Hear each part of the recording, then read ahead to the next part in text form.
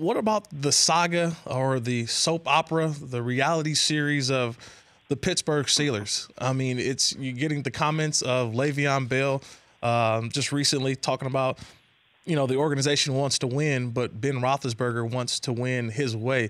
We knew there was drama within the organization in terms of some players and the way that Ben Roethlisberger is leading. How do you see this team, the Pittsburgh Steelers, kind of overcoming all of these shadows and doubt of some of the players who have now left the locker room? How do we look at the Steelers or view them now? This is one of the big stories entering into next year, the off season next year, is Antonio Brown isn't there to blame things on anymore. Le'Veon Bell isn't there to blame things on anymore. This is now officially, without question, Roethlisberger's team. So how will this go? And it's going to be interesting because Antonio Brown was a convenient foil for a lot of people. I'm not saying I agree with everything he did. I didn't, but I always thought the criticism of him was way too harsh. Same with Le'Veon Bell. Well, they're gone now. And I'm interested to see what happens when a team loses that kind of talent. I mean, Antonio Brown is the best wide receiver in football. Le'Veon Bell, to me, was the best running back in football. Mm-hmm.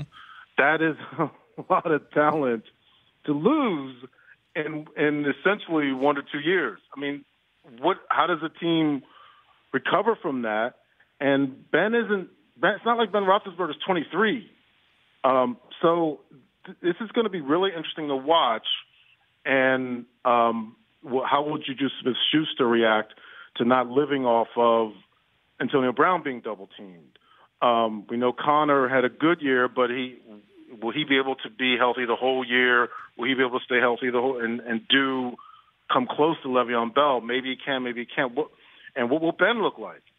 There is a lot of questions in Pittsburgh, and I think the fans are going to be surprised to see, or maybe not, maybe they won't be, but a lot of people who just don't get that kind of talent doesn't just come along every year. You don't get Antonio Browns every year or Le'Veon Bells all the time who turn 2-yard losses into 22-yard gains. Right. That is a hard thing to find in the league, and they just lost 2 of those guys. So let's see how that goes. The Rich Eisen Show, weekdays at noon Eastern on Audience.